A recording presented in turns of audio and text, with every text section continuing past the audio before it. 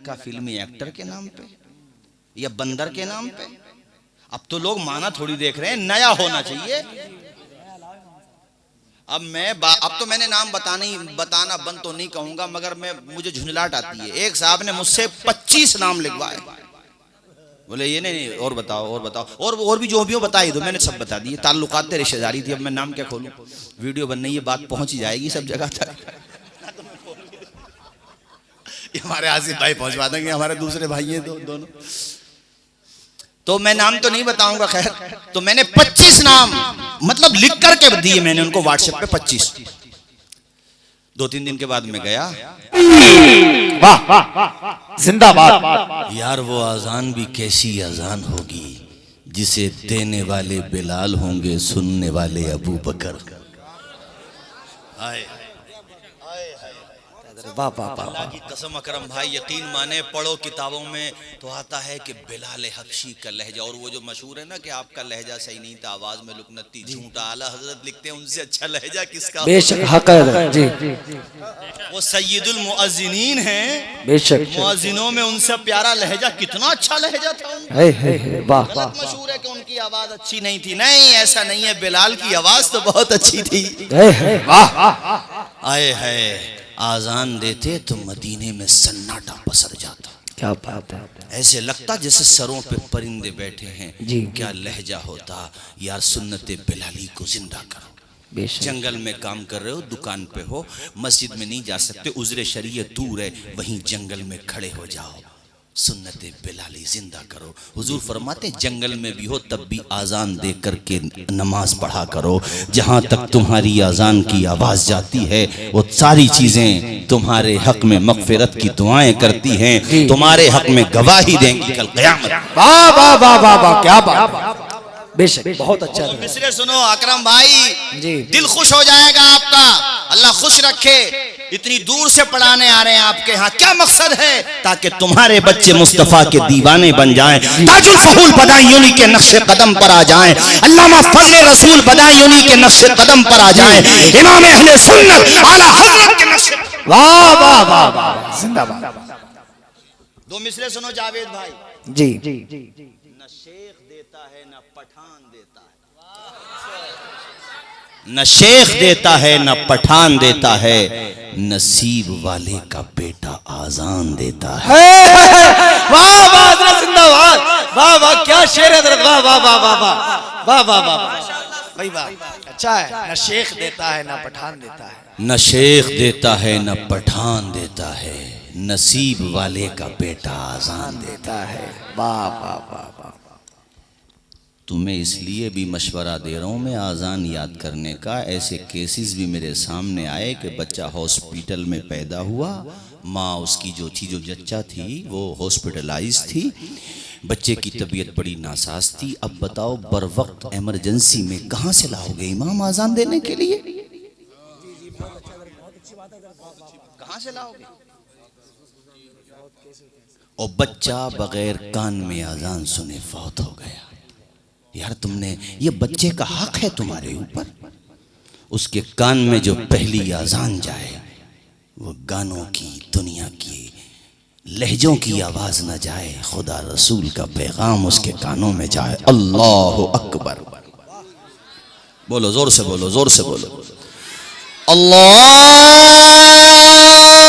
अकबर।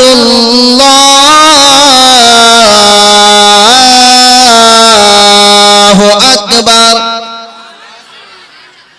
इसलिए आजान इतनी याद करो ताकि बच्चा जैसे ही पैदा हुआ उसको साफ करने के बाद, क्या मालूम कब तक की धड़कन है उसकी,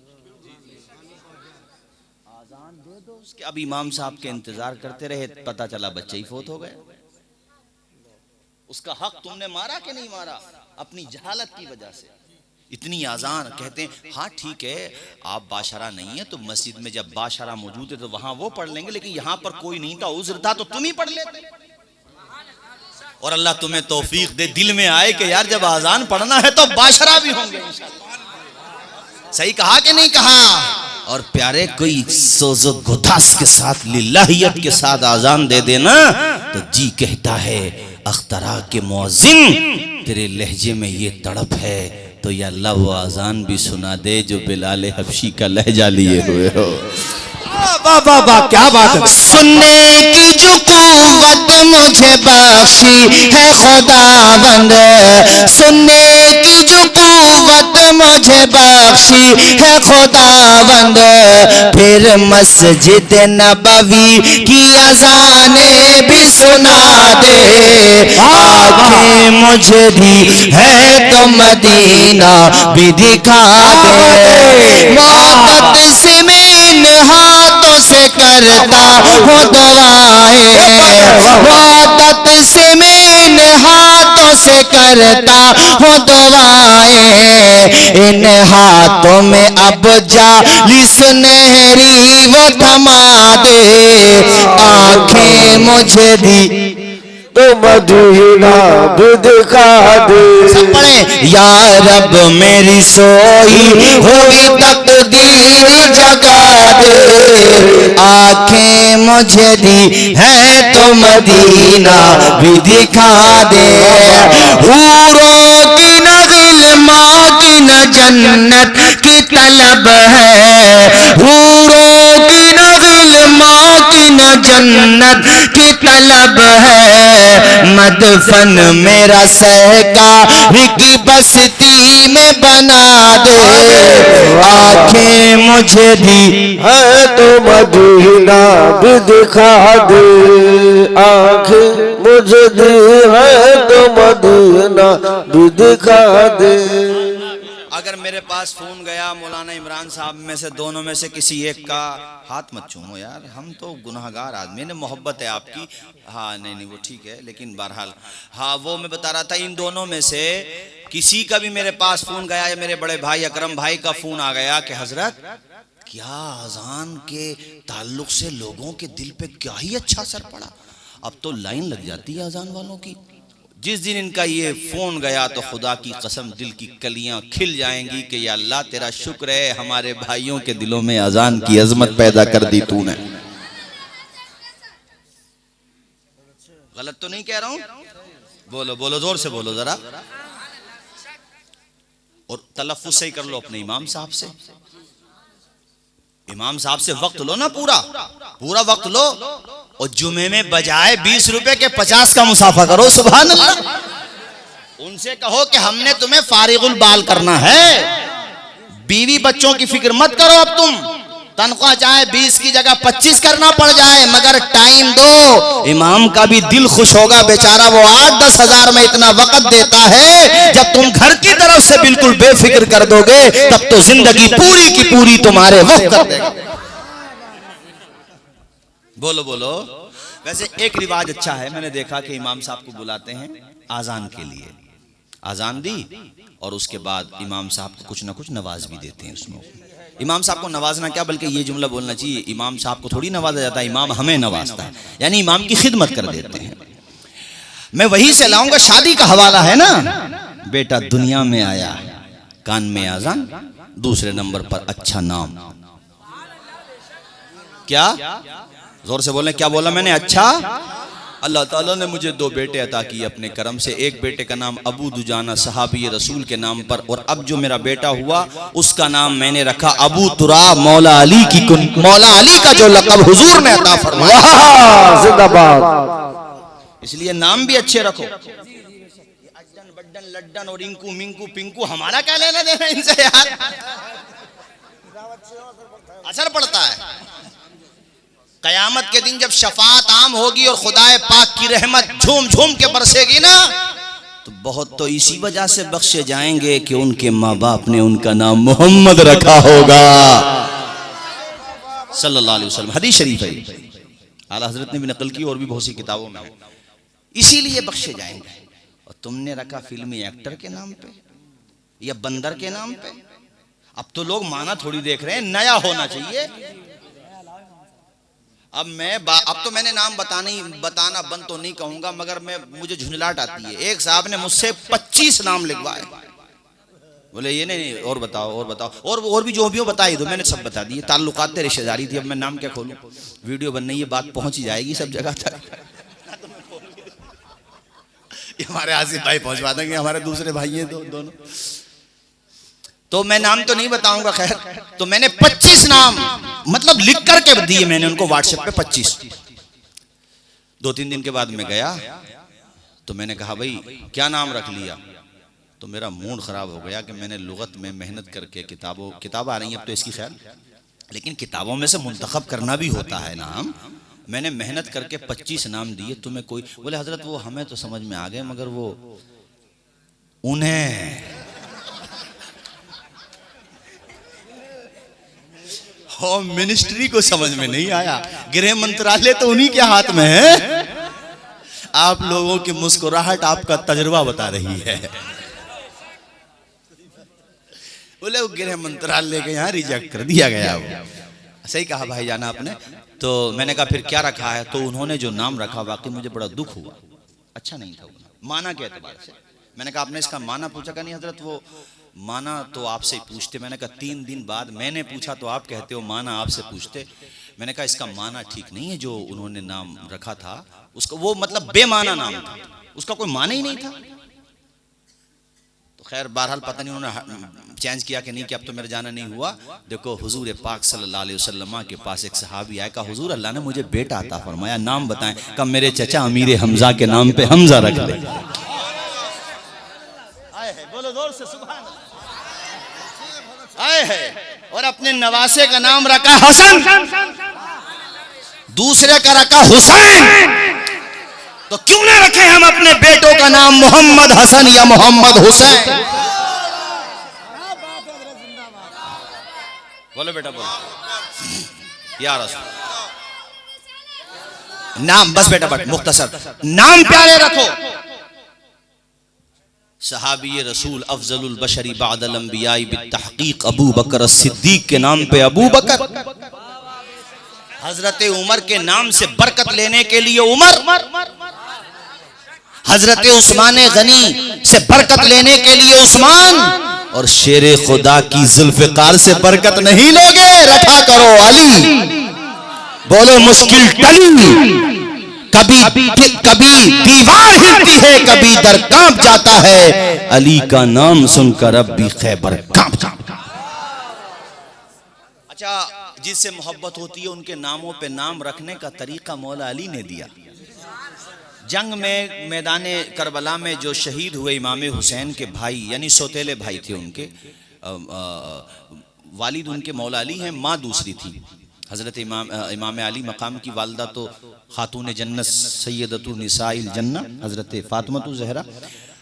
उन बेटों के नाम में से एक नाम आपने बहुत सुना होगा, हजरत अब्बास अलंबरदार। ये सौतेले भाई हैं, मगर मजे की बात क्या है, सौतेलों में उमूमन सब जगह नहीं लेकिन होती है कुछ न कुछ। लेकिन वहां मामला ये था, अब्बास कहते थे हुसैन भाई तो हैं ही लेकिन मैं हुसैन का गुलाम हूं, हुसैन मेरे आका है। इनके अलावा 3 भाई और शहीद हुए करबला में, हमारे खुतबा ने बताया ही नहीं। और ये अहले तशय्यो की भी जो माखज़ मानी जाती हैं किताबें, उनमें लिखा हुआ है, एक का नाम था उमर, एक का नाम था अबू बकर, एक का नाम था उमर, उस्मान, मौला अली शेरे खुदा असदुल्लाहिल गालिब अली इब्ने अबी तालिब ने अपने 3 यारों के नाम पे अपने बेटों का नाम रख के बता दिया कि अली का वही होगा जो अबू बकर उस्मान का होगा, जो अबू बकर उमर और उस्मान का वही अली का होगा। चूंकि ये कैसी मुखालफत है कि उनके नाम पे नाम रखे जाए। इसका मतलब ये हुआ कि ये जो खुद को ठेकेदार समझते हैं ये रॉन्ग नंबर पे चल रहे हैं। अहले सुन्नत हैं जिनके दामन में अहले बैत, जिनके हाथों में अहले बैत का भी दामन है और हुजूर के सहाबा का भी दामन है।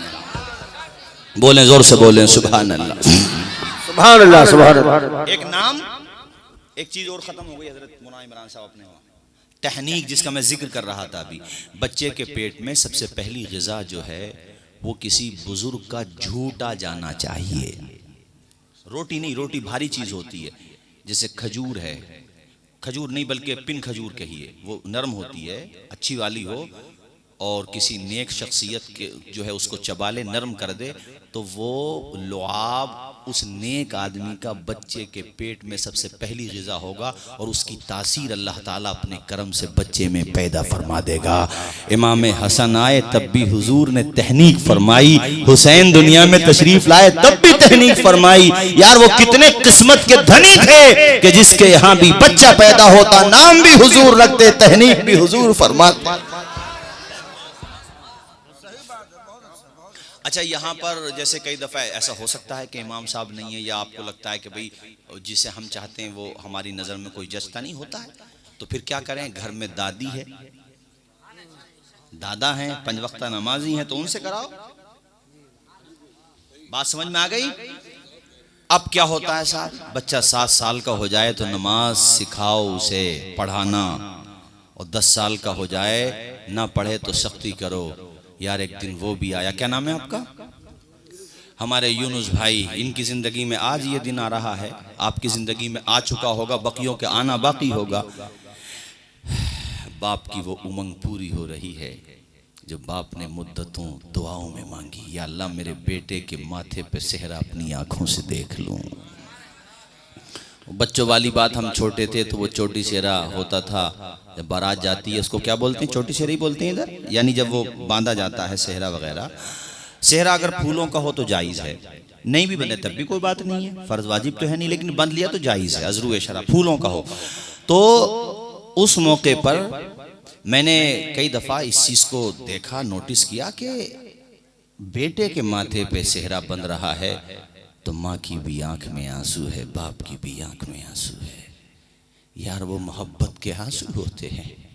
एक बेटे के लिए बाप के दिल में जो प्यार होता है कि बेटे मैंने तुझे कितनी हसरतों से पाला, कितने प्यार से पाला, कितनी मोहब्बतों से पाला, मेरे लाल आज मैंने शादी का मौका भी अपनी आंखों से देख लिया, वो खुशी के आंसू होते हैं।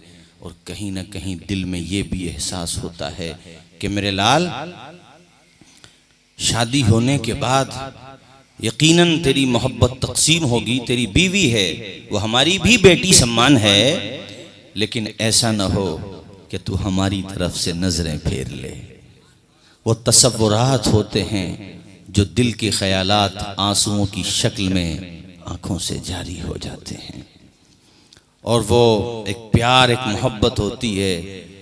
मैंने, आप में बैठे होंगे ऐसे लोग, बैठे होंगे यकीनन, मैंने ऐसे कई लोगों को देखा जिन्होंने शादी के दिन ये कहते हुए आंसू बहाए और आंसू निकल पड़े कि हज़रत आप तशरीफ़ लाए, बहुत बहुत शुक्रिया। शादी में कई जगह हम गए, मैंने कहा भाई आप इतने आप दीदा क्यों हो रहे हो? निकाह के वक्त में आंख में आंसू, सेहरा बंध रहा था तब आंख में आंसू, क्या वजह है?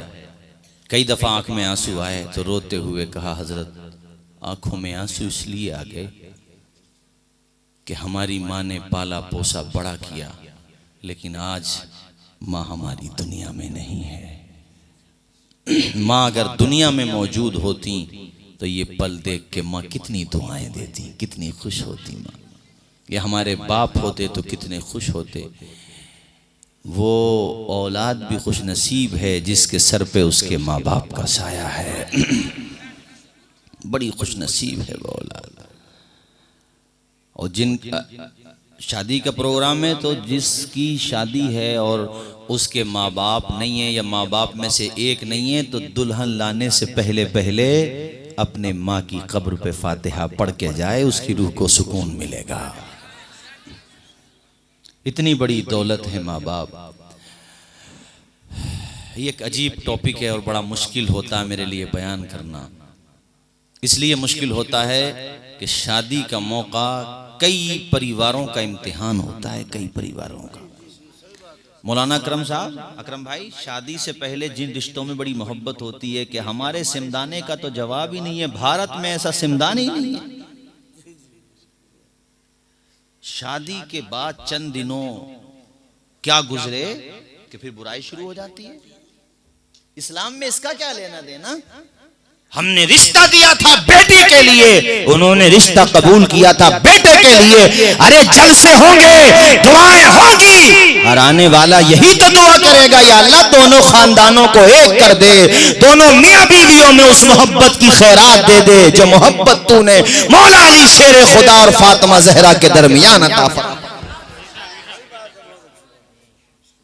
बात का बुरा मत मानना, मैं आपका छोटा भाई हूँ। ऐसी शादियां भी हमने देखी कि शादी के बाद बेचारा बूढ़ा बाप रोता हुआ आया, इमाम साहब मामला हाथ से निकल गया। भाई क्या हो गया?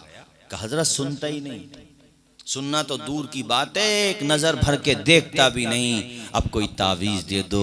अब तावीज क्या दें? तुमने शादी के मौके पे डीजे बाजे और अल्लाह ताला की नाफरमानियों के ताल्लुक से जो तुमने किया है, अब तुम कहते हो तावीज दे दो। अरे जब खुदा नाराज है, तावीज क्या कुछ भी जाकर के लटका दो, कुछ होने वाला नहीं है। और अकरम भाई, प्रोग्राम हो रहा है अल्हम्दुलिल्लाह, ये जहां भी हो, अगर कुछ अनहोनी होने वाली भी होती होगी तो जिक्र खुदा की बरकत से अल्लाह ताला अपने करम से दूर कर देता। बोले सब लोग, बोले जोर से सुभान अल्लाह।